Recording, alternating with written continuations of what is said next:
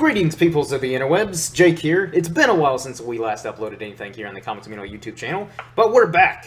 And joining me are two newbies to the Curator team and good friends of mine, Starkiller and Sir Stansalot. Hi. Hello. Alright, so gentlemen, before we get into the nitty-gritty of this here conversation, why don't you introduce yourselves and just tell the community a little bit about yourselves, since you're new to the... Obviously, you're not new to the community or Comics Amino, but you're new as curators. And, you know, just give the people a little, you know, some basic information about yourselves. You want to go ahead? Sure. My name is Starkiller. I'm your new curator, one of the 4 new curators of Comics Amino. Let's see, my first Amino community was Star Wars, and now I'm at Comics Amino, obviously. I've been at Comics Amino for about less than 300 days. I think it's like 290 something. I'll have to check that. And let's see, I like DC, Marvel. Your titles are doing a little terrible lately, but whatever. Pretty much it. Okay. Batman rules, Flash is better, stuff like that. Cool beans. Alright, Stan. Alright, I'm Sir Stansalot. I've been at Comics Amino for over a year now. I am into all kinds of comic books, but mostly indie. Yes. And it's always a treat for me to talk comic books with anybody, so just, yeah. Alright, so I guess, first question here. What made you all decide you wanted to apply to be a curator? I don't know, I guess I wanted to help the community. Mm-hmm. I've been doing a lot of community challenges, and I was like, why not go into the curation portion of the community, and I applied, and I got accepted, and here I am. For me, actually, I'm very passionate about Comics Amino because it's really hard for me to find an online community where I can just express myself and be myself freely and be accepted, and actually find people with mutual interests. So ever since I joined, I've just been a huge fan of Comics Amino and really passionate about it. And well, in the summer when I did comic industry and I saw that I could actually do this, I could manage something so big, and it took a lot of time and effort to do comic industry. And I guess the curators took notice that I could actually pull something off like this, and so that's part of why I got accepted.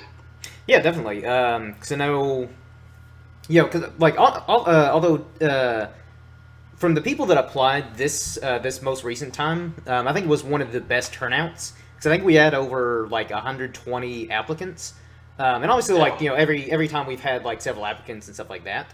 And all of which have been, pretty good turnouts. But I think this one in particular, not just the fact that in sheer quantity, but quality too. Because again, we had you two fine gentlemen.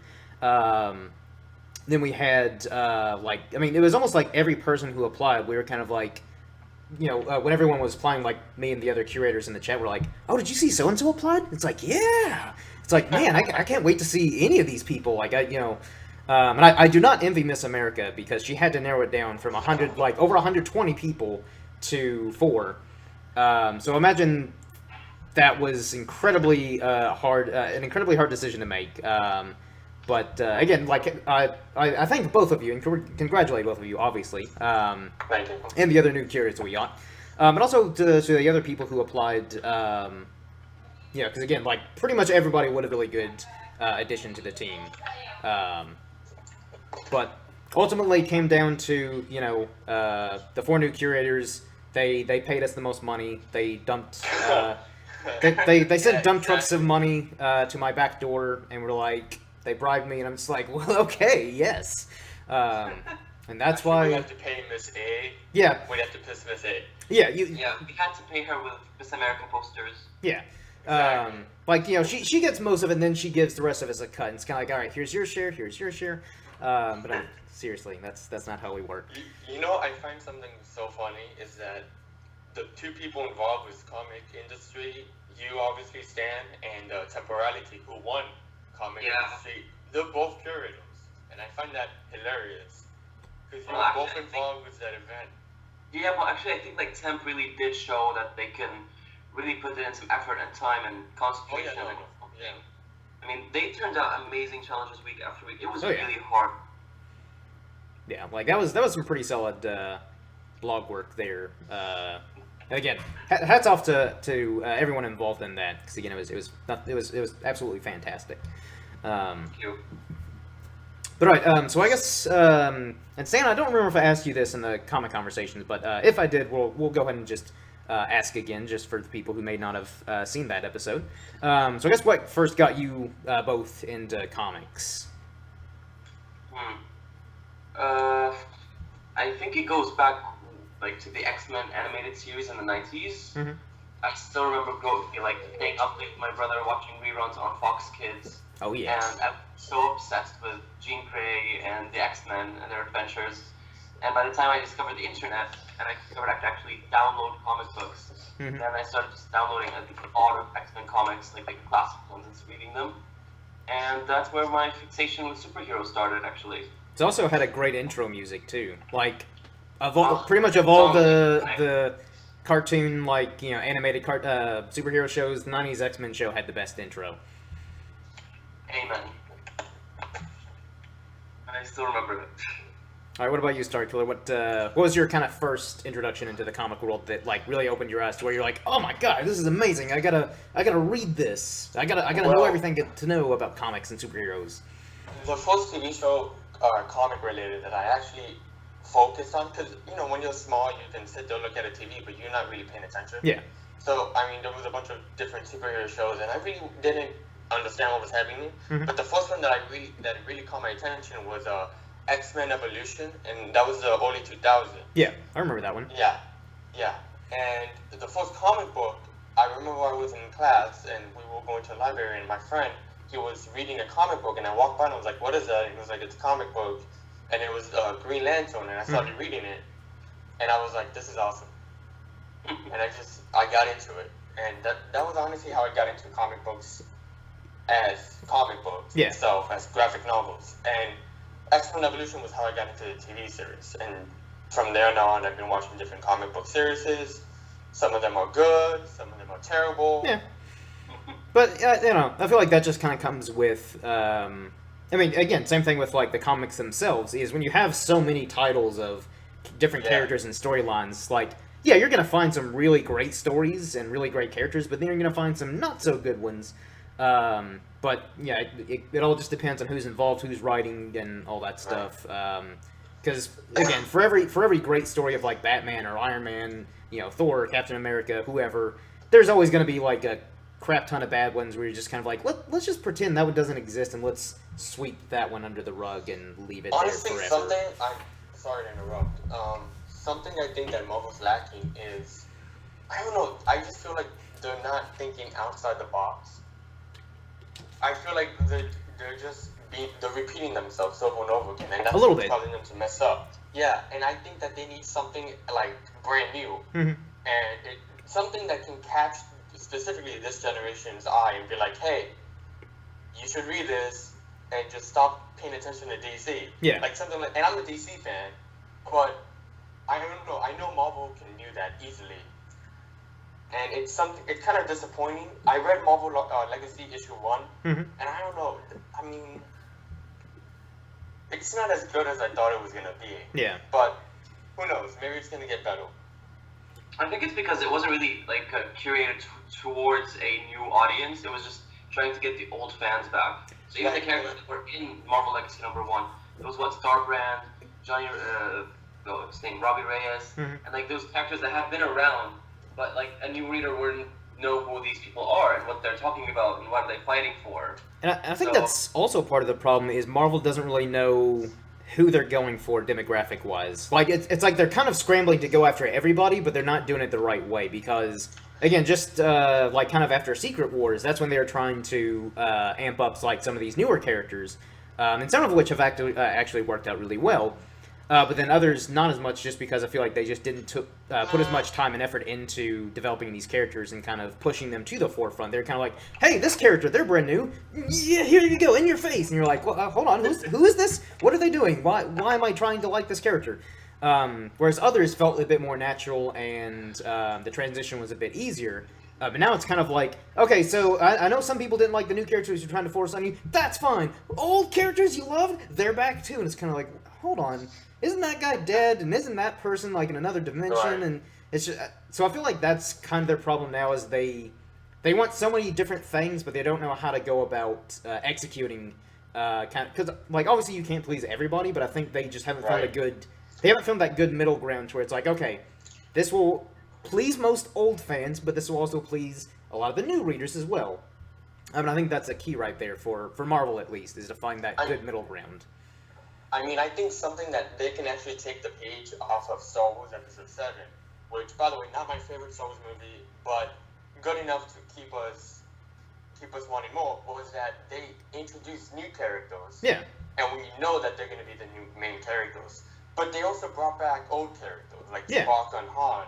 And it's kind of like we see these older characters, like, kind of teaching the new young characters, and it's kind of like, okay, this is kind of good.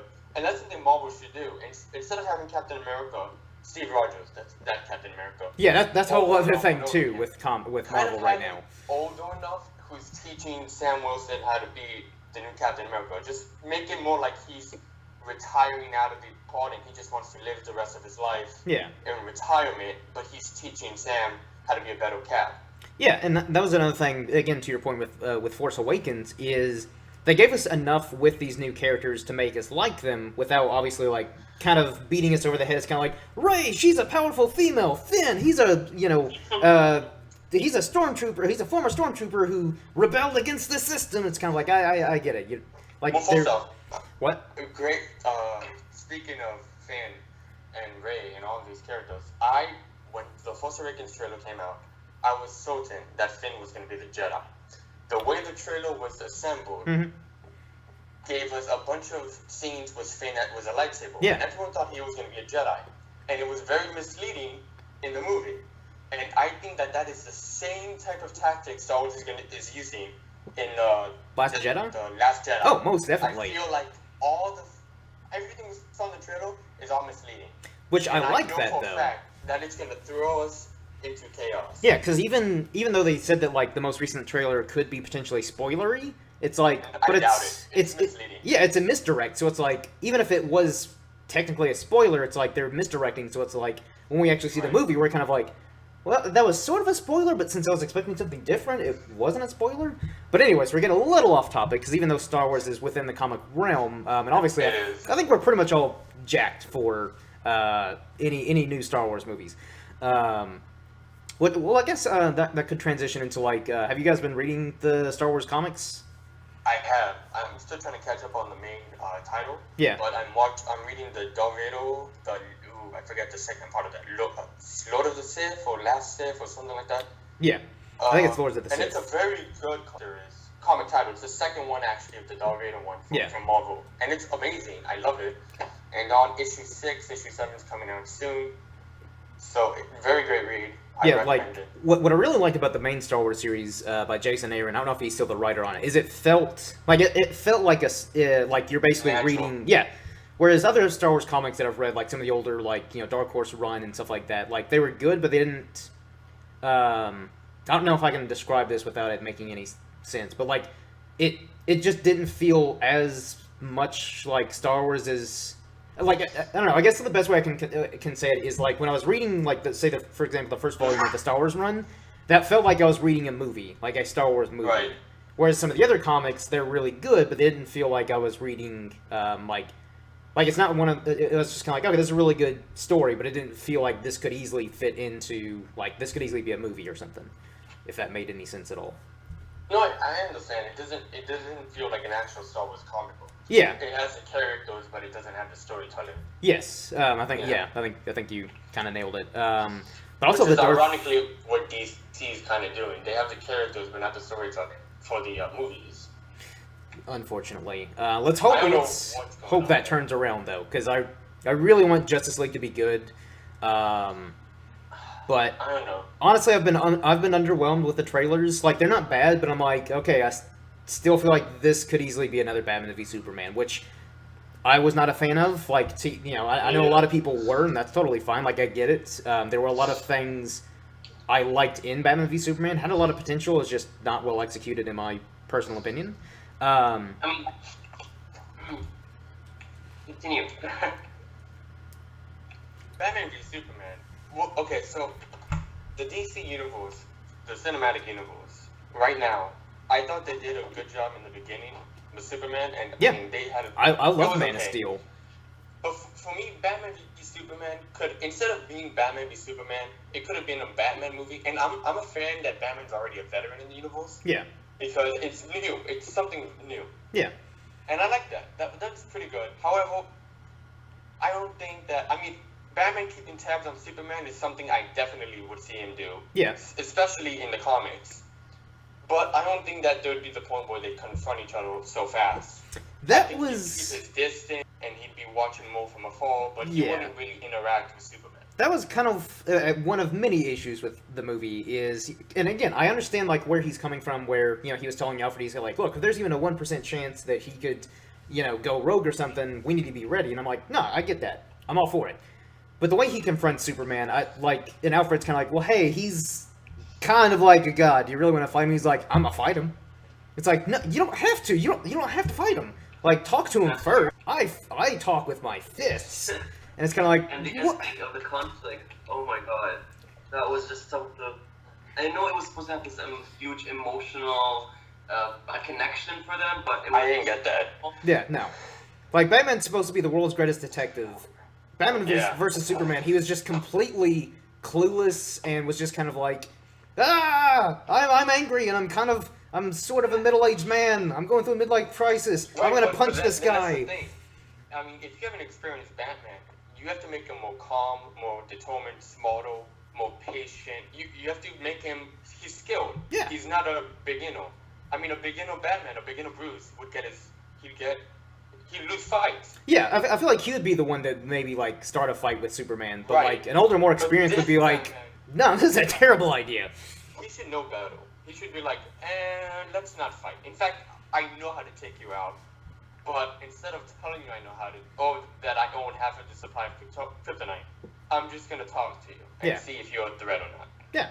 Honestly, the state of the DC universe right now is just kind of a jumbled up mess because they're seeing what's working in their characters and they're giving them their own solo movies. Like, we're getting now a solo Joker movie and then a solo Joker movie in a different universe that isn't really Jared Leto, but it's a gangster mobster movie. I don't know. And then there's Gotham City Sirens, Nightwing, Batgirl, all these characters that haven't even been introduced yet. Yeah. It's like you need time and effort. You need to plan this out. You need to have a structure, you know, of a universe. You need to have a story. Yeah. Not just like pop out new characters every day now and then. Be like, they're getting their own movie. Like, make us get attached to them. Make us actually care about going to see their movie. You know, and that's something when I heard about the DC Cinematic Universe when they started with Man of Steel. The CW shows were already out. Arrow was already on season 2, I believe. Yeah. And then that's when I was like, awesome. They're going to use the TV shows as a starting point and introduce characters like Superman and then give them their own movies.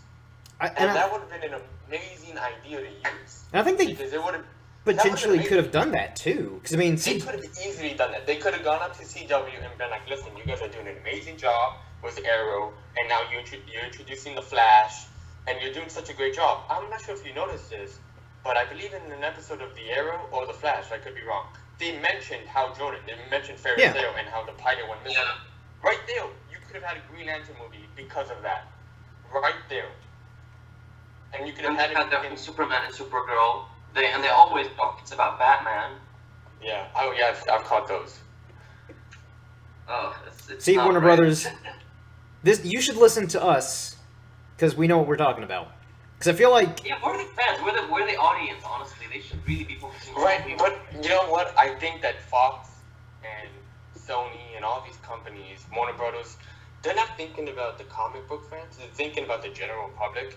And if you go to the movie theater, which is and fair, you talk to the person on your right, and you ask them about the comics, there's a good chance they're not going to know anything. Yeah. Which so again, they're doing it for overall revenue. They don't honestly care what we think. Okay, but Marvel does care, or they should care, and they've done an amazing job. I have not been the biggest fan of the Fox XMen universe, but I just love how they're taking chances on their recent movies. I mean, yeah, Deadpool I'll give them that. Completely comedy. Logan was a western/road trip movie, and now New Mutants is like a full-fledged horror, and I love that they're taking chances. They're reintroducing the genre. I mean, they're seeing that this is the golden age of comic book movies, but they're implementing it to give different people with different tastes what they want, and I love that.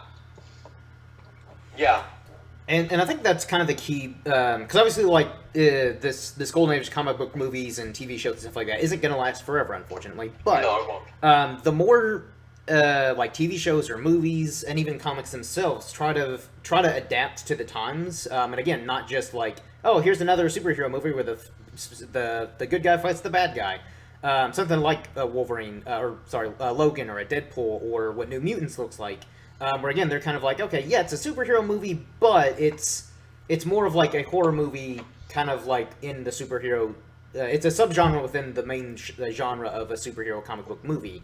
And I think that's the key to kind of keeping this going, because most of the Marvel movies, you know, Captain America was like a spy espionage thriller.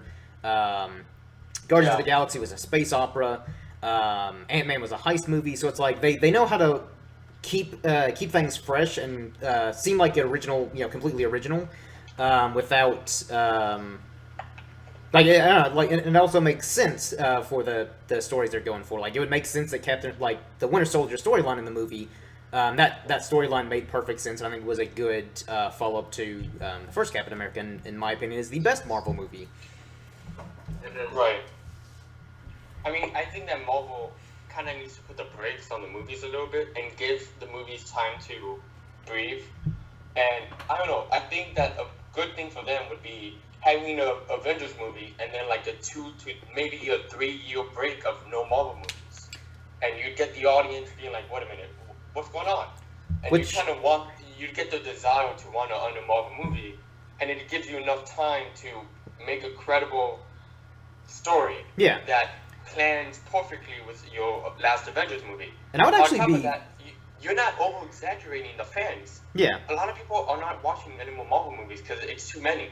And they're kind of getting tired of it. It's like they're getting bored. And I would be okay with that if they did it, like, say, after Infinity War 2, Part 2, you know, whatever the fourth Avengers movie is. And even same thing with Avengers 4 right now. Yeah, Avengers 4. I would be okay if like they took like a few years off to just kind of like let it die down a bit and then build the hype back up.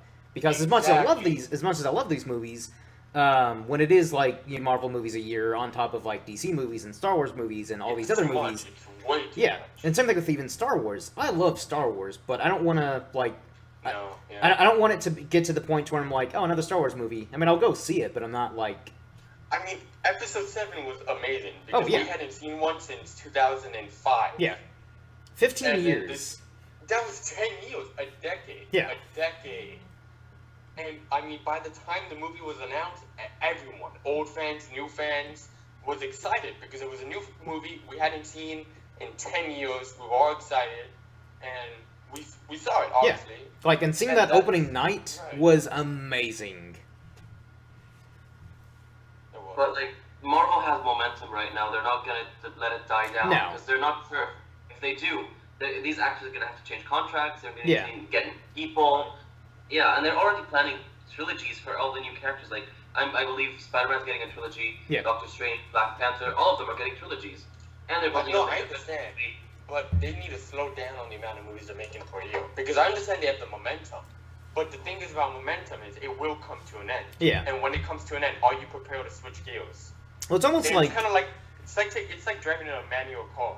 You have to shift to the next gear, but fast enough so you don't kind of choke on the car and it gets stuck. I think actually this year and next year are going to be the busiest for Marvel with all the series and movies coming out. Oh, yeah. Because they have some really big stuff. I mean, we're getting what?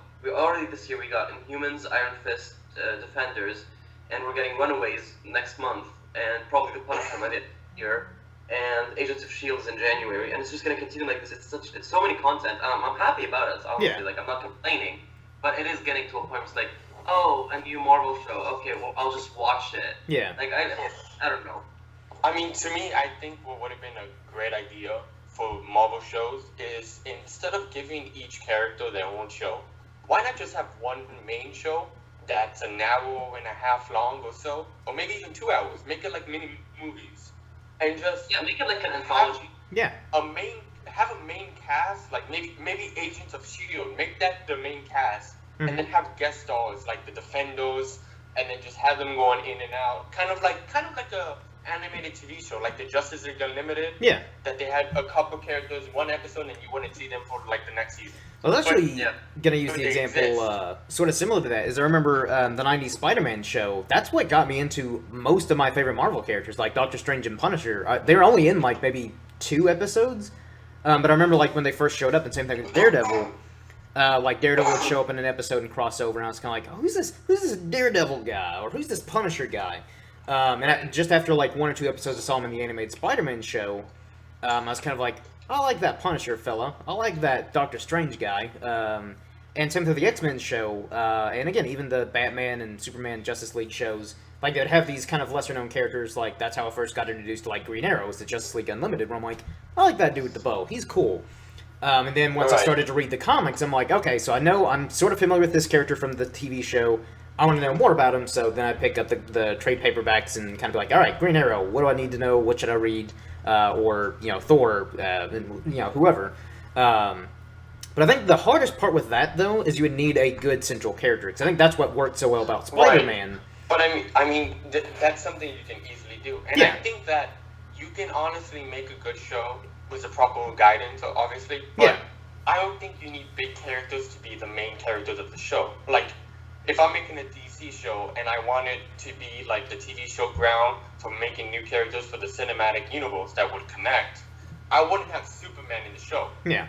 I have him like in 2-3 episodes a season, kind of him just dropping by or helping, or he needs help, kind of like he's in the universe. Yeah. The movie came out 2 years ago, but he's still in the universe, and we're kind of like keeping you on the hook on that. Yeah. But not do you not in the think sense. that big actors are going to accept their signing with small TV shows, because they're getting like billions of dollars? They're not going to accept being a guest star for only like 100,000 or something like that. Well, no. I mean, those scenes would be fast. But I think with the Marvel contract, though, it's one of those things where like they pay them for Samuel L. Jackson. Obviously, he was in the movies, but I think part of the contract with most actors, maybe not all of them, is like, all right, look, here's your like standard fee for doing the movies, but since you're under this contract, we still might need you. Like, if we call you to be on Agents of Shield, that's in your contract to where you have to show up, and you may not get paid as much, but you're getting like back end dollars. From doing the TV show or doing these other promotional, things like commercials or something like that. So I think and he was in the season finale, if I'm not mistaken. Yeah. Nick Fury. So was Colby Smulders. What? Colby Smulders. Maria Hill. She was also in a couple of episodes. Yeah. So I think I know her as Robin from How I Met Your Mother. Yeah. So I think that's how they could work it into the contract to kind of be like, hey, look, so you're predominantly going to be doing movies. There may be a chance we only call you like once or twice for like a quick little spot on a TV show, but you'll still get paid. Like, again, here's your standard fee for the movies, and when you do the TV shows, like, you're not going to get paid as much, but you'll get like back end points. Because that's what a lot of directors do.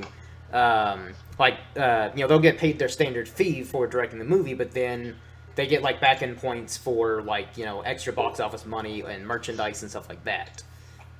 I mean, also, you wouldn't hire big actors. I think the biggest mistake would be to hire big actors to portray these roles.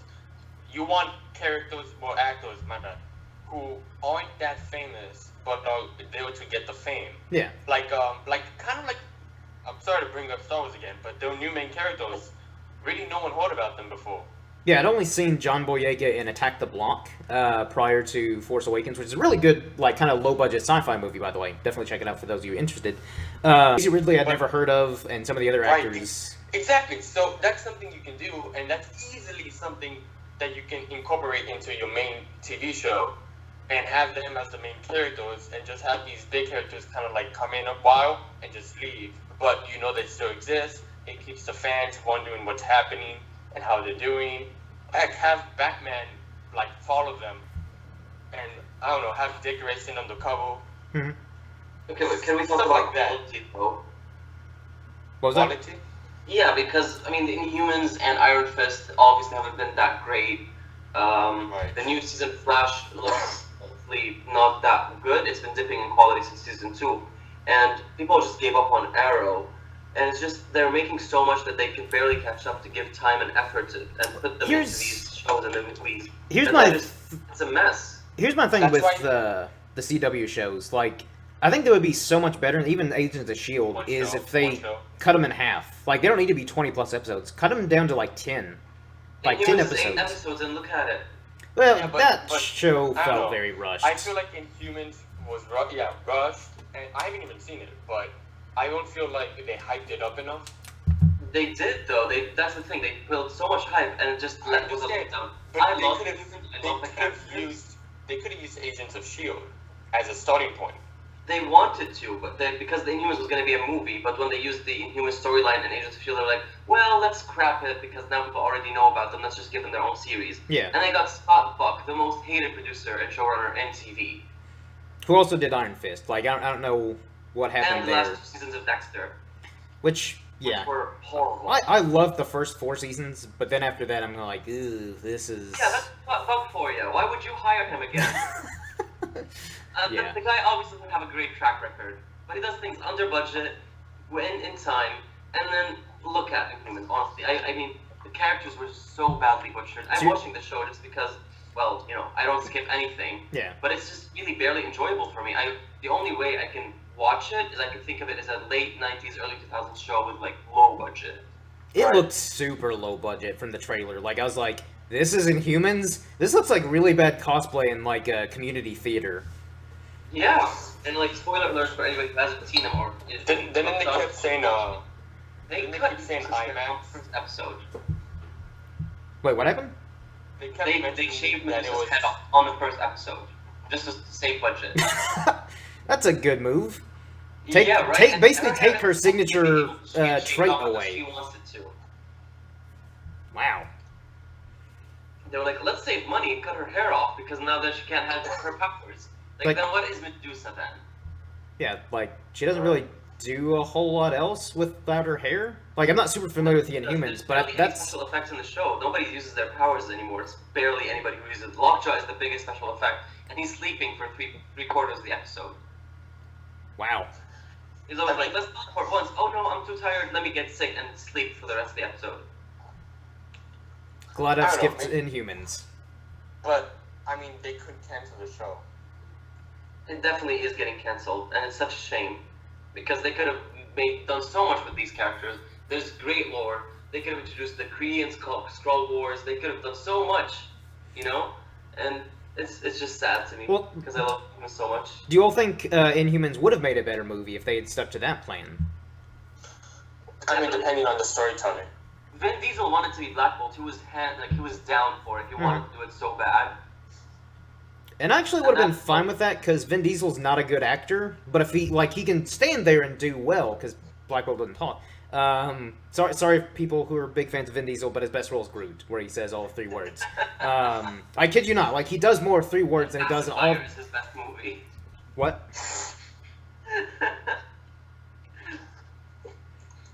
But yeah, so like, I would have been fine with that, just because he can just stand there and look tough, without talking, because, again, he's not that good of an actor. I mean, if he did talk, a lot of things would blow up. Exactly. Yeah. So, like, he can mumble about family like he does in the Fast movies and blow things up, I guess. But at least the red place is amazing. I mean, the first few episodes leaked, I think, in Russian, and people said that was, like, extremely comic book accurate, and it's been getting great feedback. Well, that's something that you just brought up about comic book accurate. I'm actually okay when producers and storytelling doesn't follow comic books. In fact, I think that's something amazing because it shows more creativity and it kind of opens the door to new storytelling for future comic titles or comic But lines. don't picture the characters. Yeah. Exactly. Keep the characters accurate to the comic books, but the stories itself you can change. Yeah. Yeah. But I mean, in example, Molly got completely changed because of the rights problem. She's not even a mutant anymore. Yeah. It's not even the same person. I think her name is Molly Hernandez now. And they aged her up a little bit. They made her the adopted sister of Gert. And they just, they played around with it.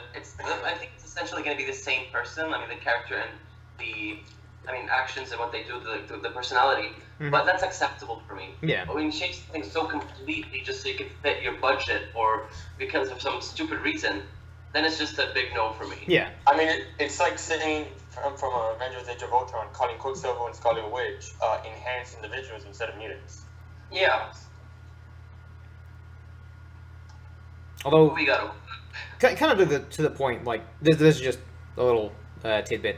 I like the Constantine movie with Keanu Reeves, even though it's not super accurate to the comics. But I like that movie just fine.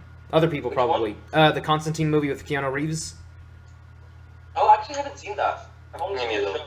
It's one of those movies where, like, because I saw the movie before I knew it was based on a comic or anything like that, so I really liked it. And I think just like, again, if you're a comic purist, you'd probably hate the movie. But if you're just going for like a kind of cool, like fun supernatural kind of movie, then I think it's good. But yeah, if you're like a comic purist or a huge fan of Hellblazer comics, you may not like the movie. But I think just as a movie itself, just kind of you just separate it from the comics. I think it's good.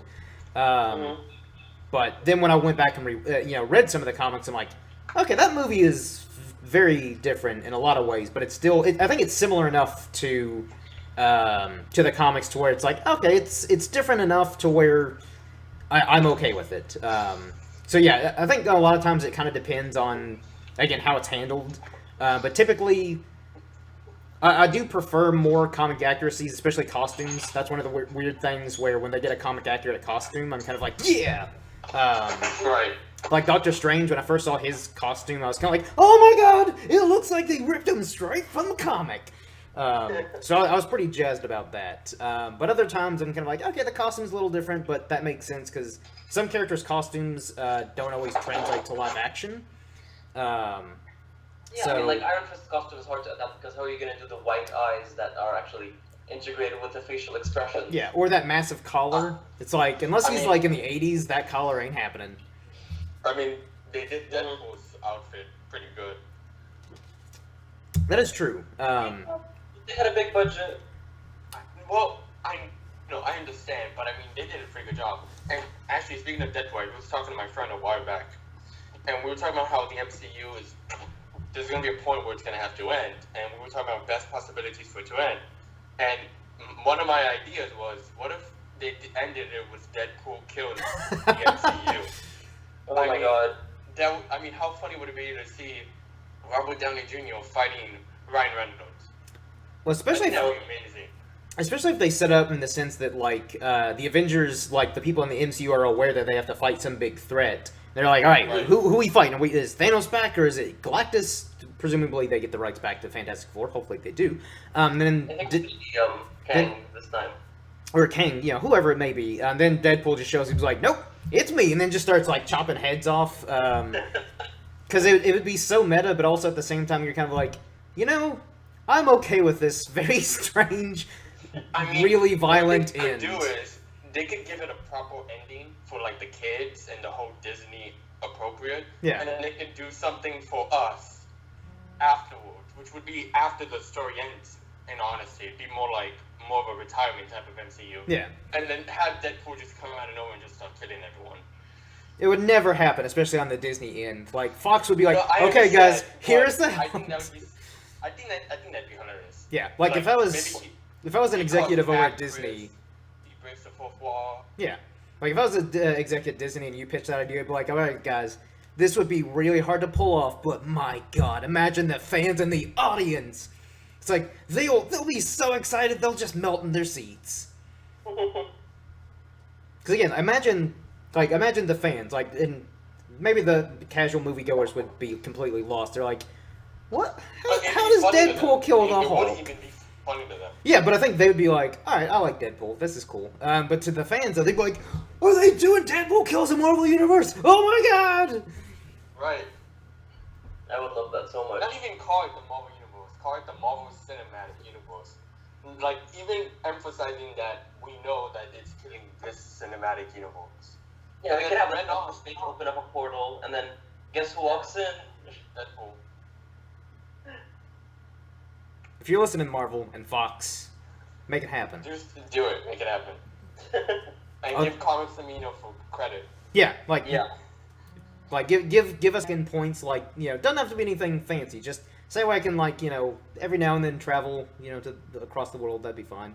Or just let me stand on set on one of your movies. I'd be content with that. Of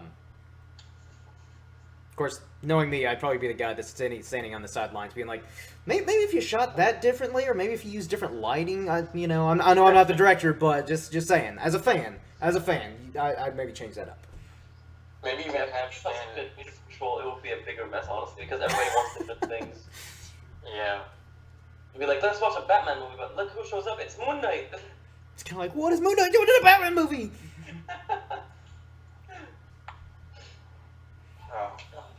But yes, definitely something they should do. Deadpool kills the MCU. I would watch it. I want to watch it too. I think I'd watch it multiple times because I know it'd be funny. Oh, yeah. It'd be rated R, but it'd be funny. Vote in the comment section down below, people. Do you want to see Deadpool kill the Marvel Universe in the Marvel Cinematic Universe? Marvel Cinematic Universe. And again, that'd be the epic conclusion to all we know of the MCU, and then somehow they merge X-Men, like the Fox Marvel and Marvel proper together, and then... Actually, that would be a proper way to refresh the entire universe, the cinematic universe, once they receive the rights back for X-Men and Fantastic Four, when they receive it back. Okay, I got it. Here's how you merge them together. So you know how Stanley, imagine him as the one above all. Like, I know he's kind of pseudo been confirmed as the Watcher, but imagine he, like, is the one above all. Like, all the Marvel characters are dead because Deadpool, and he's just kind of like, oh, what do we do now? I got it! And then he just, like, forges a new world, and it's kind of like, because I'm Stan Lee. Bam! Or maybe he kills all the MCU characters, and in return, Stan Lee remembers that he's not actually part of the cinematic universe, and that he's a writer. That'd be super meta. I don't know. They could do a lot of things. Again, Marvel, hire us. We can do a lot of writing for you, even if these are just you know. DC needs my help. DC needs my help. Or work for DC. Any one of you studios, we will help guide you. We might throw some crazy ideas out there, just humorous, or make it happen. I don't care. You know, do whatever you want. Your multi-billion-dollar studios, you can afford to throw out a crazy idea like Deadpool killing the Marvel Universe, or Stan Lee. Fantastic Four, the reboot. Which Fox are still threatening us with another reboot. I don't want to see Don't. one. Don't. Yeah, it's gonna be for children. No. I don't care. Yeah. Like, we already have one good Fantastic Four movie, and that's The Incredibles. I love The Incredibles so much. Such a great movie. The fact that it's taken like 10 years to get a sequel is ridiculous, though.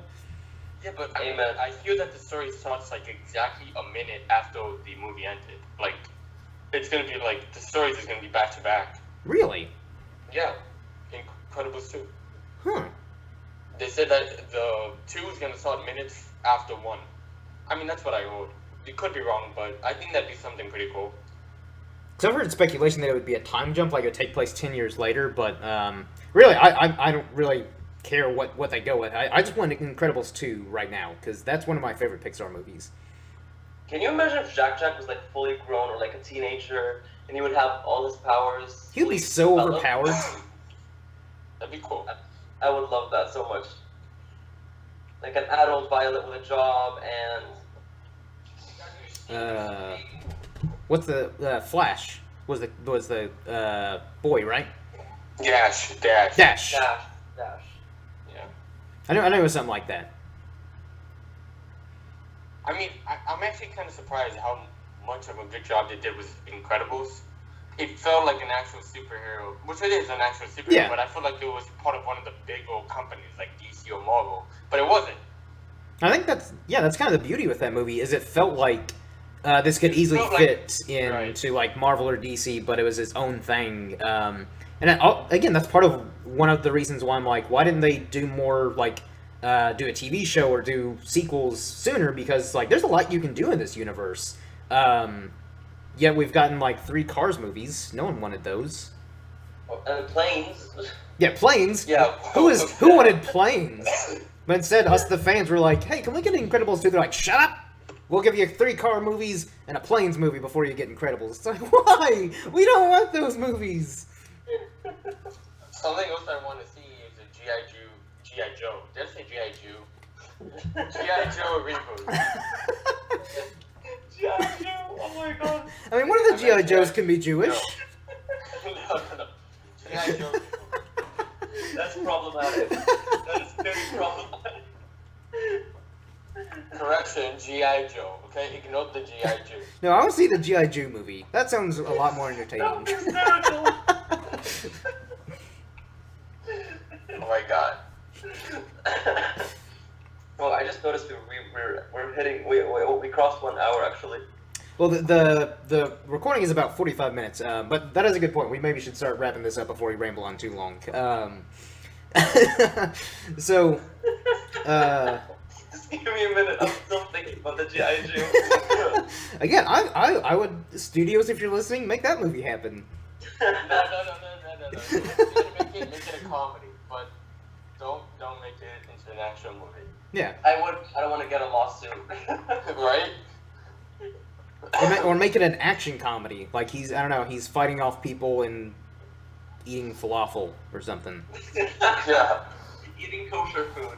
You're gonna make it so stereotypical. I mean, It's to be so offensive. to be fair though, Middle Eastern food is delicious. Like shawarma. Oh my god. Yeah, Thank you.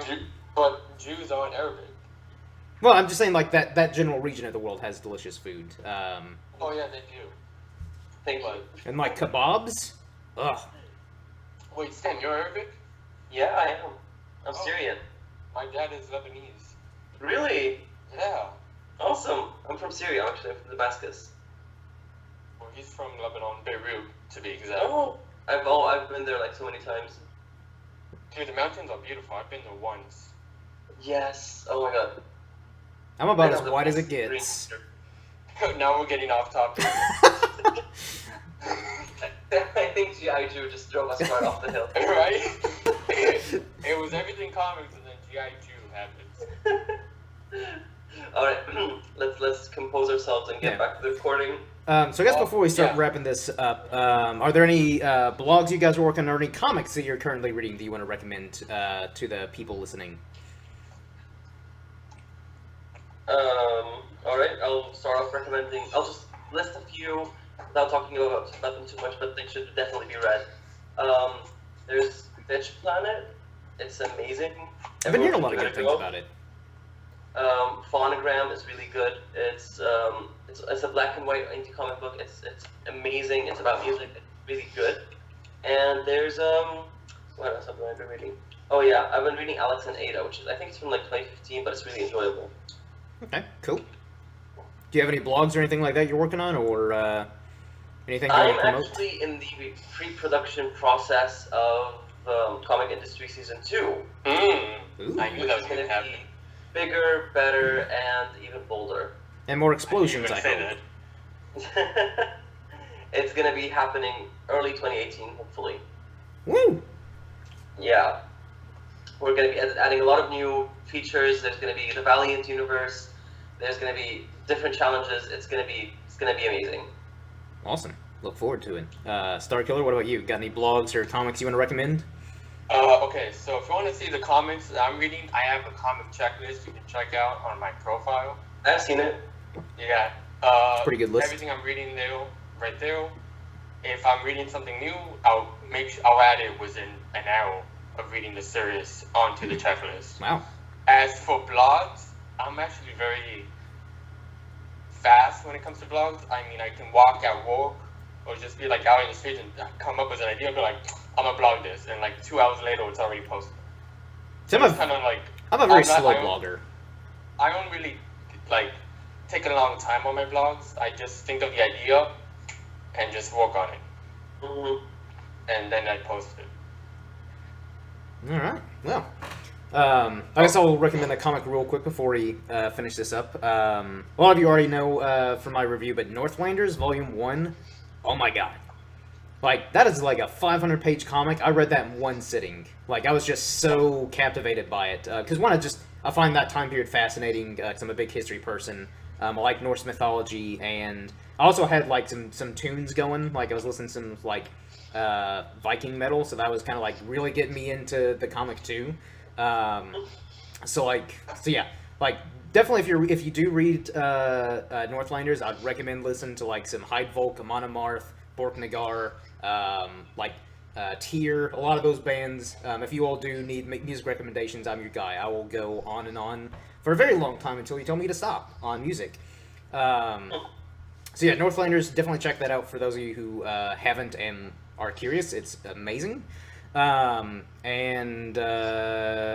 if you have not already subscribe here to the Comics Amino YouTube channel. We're going to start uploading more regularly.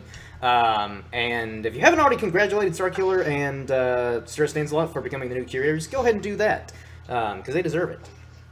And a little last comment to some of you. What was watching, well, like the NSA, you might think we're not there, but we're there. We know exactly what you're saying and what you're posting and what you're doing. So please be careful, because I've noticed a couple comments, very negative comments that you guys have been doing. And I know where each and every one of you sleep. Right. I am the Watcher. It's Halloween. Let's get spooky. Exactly. Right. But that wraps up this up. I can't even talk now. That wraps this up. Hopefully you all have enjoyed, even though we got a little off topic a couple times, but that's all part of the fun. And if you all have any more recommendations on people you would like to see on the channel, whether it be curators or just users in general for comic conversations, curator interviews, or just new content in general to put here on the channel, feel free to leave that in the comment section below. And you know, obviously, if you're not following these people, do that immediately. Because they always put out great content. And they're just, you know, overall cool people. And you can check me out on, you can follow me on the Comics Amino. I think my brain broke there for a minute. At Irishman Jake. You can also find my Twitter at Irishman Jake and tweet me things. And you also check out my personal YouTube channel at Pacey Pal Productions, where I talk about movies, comics, TV shows, kind of just whatever I feel like doing. But that wraps this up. And until next time, everyone, cheers.